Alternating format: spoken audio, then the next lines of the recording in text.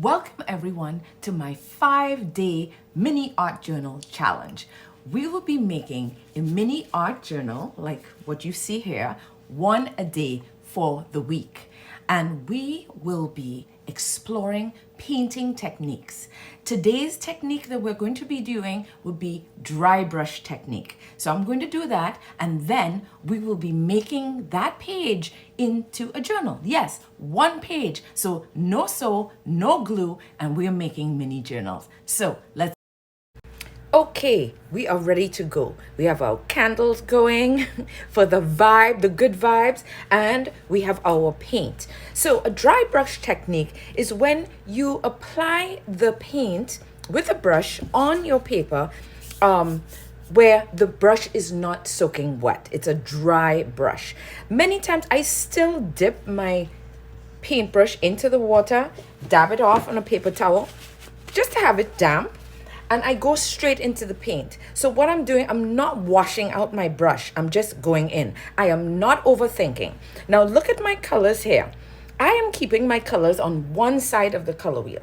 That helps me because then I don't get mud, okay? So you can do all the colors if you want, but you just have to be careful not to overlap them, because then you will get muddy colors. You could dry it in between, or you can just do it without overlapping and mixing them. So you have to be careful. But this is what I do in an easy way. You just want to lay down some colors, try and get them within that one side of the color wheel, analogous colors. So I have my blues, different blues, turquoises, teals, ultramarine blue, cobalt blue, etc. And I put in some yellow as well. So we're gonna dive right in. I like to go with my lighter color first. I also have a little white so I can mix as I go along. And I am just applying throughout the page. That's how I'm working. And really, when you do something like this, I want to show you. This is what a dry brush effect is.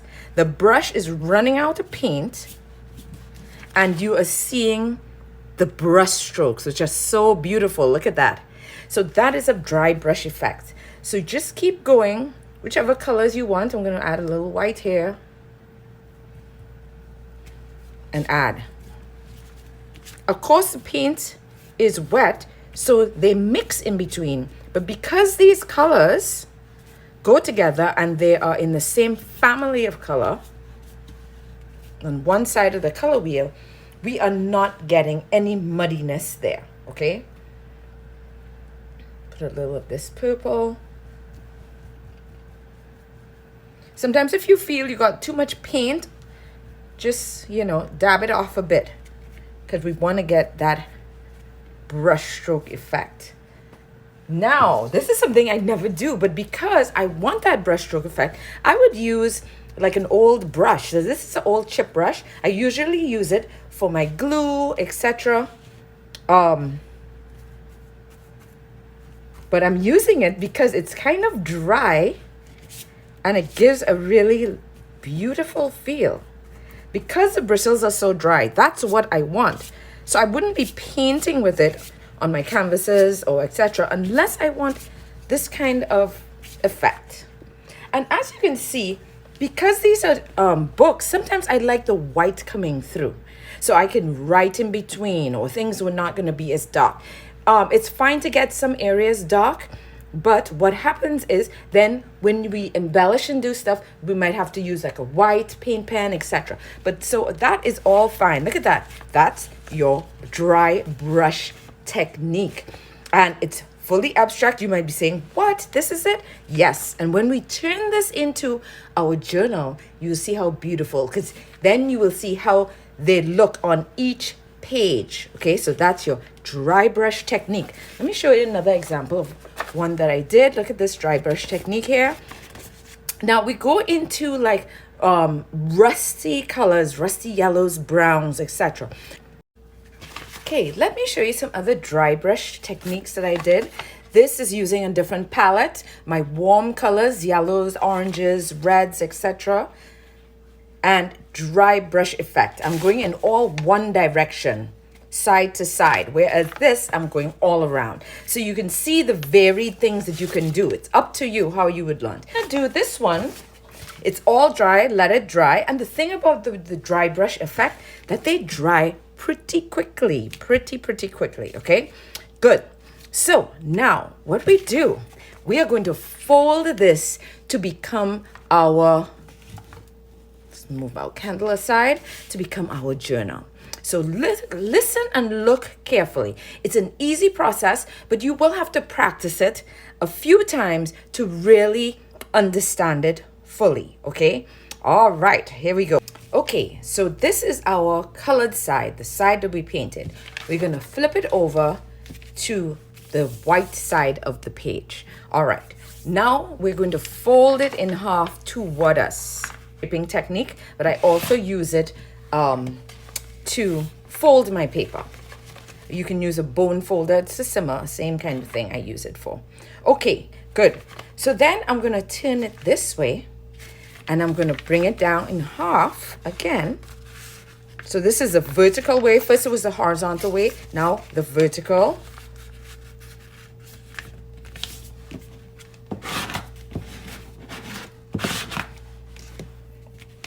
After you have that, keep it right there and we fold it up and over itself, up and over itself. Flip, do the same thing, up, over itself.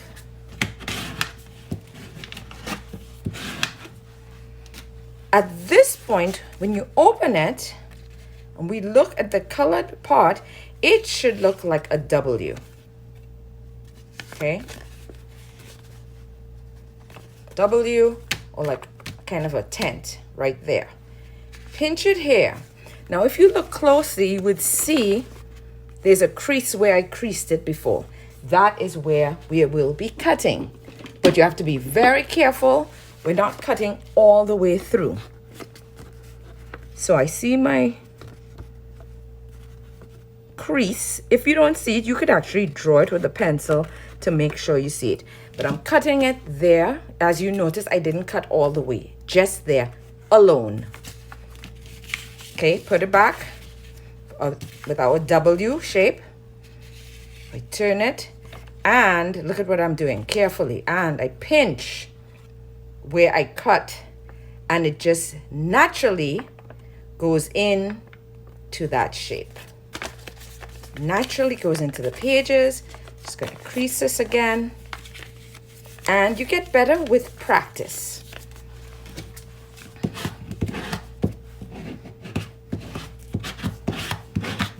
Ta-da! Look at our book. Okay, I have some rough edges there, so I'll trim that. You should trim it before. I should have trimmed it before I did mine. So you trim that off. Make sure that it's not cutting anything out. So look what happens. This becomes your book. As you can see, there's some areas that are open like this. What I love to do, and you have options. You have options. You can glue it down. And now I can't find my glue. Oh yes, so you have a stick glue and you can glue them down when they're flat. Right, so I go in and I glue this whole thing here. It's going to a flat page. You can do the same here, or sometimes look what I do. I just glue the top. So then I have a cute little pocket right here where I can put a pretty little gratitude quote or tag in there, okay? So you can glue it down flat or keep it as the pocket. But what I want to show you is look at these, look at that. When you were doing that, you just look like, oh, I'm just splattering color. I'm just spreading around color.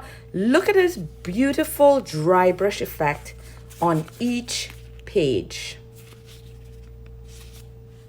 Okay, now it's time for some embellishment. This is where I have so much fun. When I start designing my book, putting in my quotes, putting in my text, writing, drawing, designing, stamping, doing all sorts of stuff, adding in amazing collage pieces, you know. So I'm gonna go into my stash. I have lots of things here. I have like butterfly stickers, beautiful little floral bling bling stickers and stuff like that. I have washi tape, which is decorated patterned tape that we have. And if you don't have all of that cute fancy stuff, you get your magazines. Dig into your magazines and start cutting it out.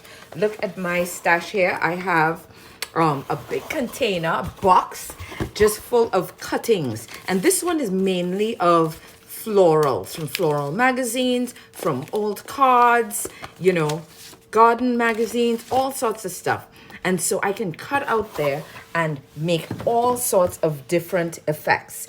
I also go in to my lettering and my quotes. I have a lot of gratitude quotes. I get it offline. I go online and I print it out, the ones I like, different fonts, etc., cut it out and put it in my journals.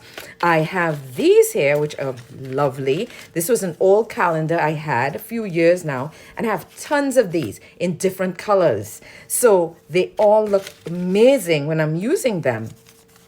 Okay, look at the colors. These colors look really good with this, right? So that's what I use for my text and my patterns. Also, to embellish, I love my paint pens. So the white paint pens shows up on darker areas. And then we have different color paint pens, gold, browns, blues, etc. Okay? So all of this. So I am going to do mine on my own. I'm going to take my time and this is where I have fun. This is where I relax. This is where I just feel so grateful for this practice that I can just doodle and have fun. So let me show you an example of one I did before. Same painting technique that we did with the dry brush, just a few different colors. So look at this. Look at this, the dry brush effect. Okay. And then I put in different items that I had. Look at this bird. It was a sticker. I have some washi tape, top and bottom.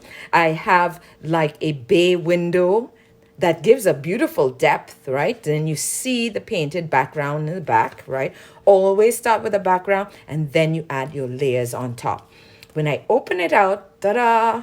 Look at the colors of the background. So you see, your dry brush is giving you that beautiful background color. And then you add on top. You embellish on top of that. So I have my gratitude quote that I cut up and it's throughout the book. And then I add in like a sticker here. I used my purple paint pen and did some script writing, and I'll probably do some more journaling.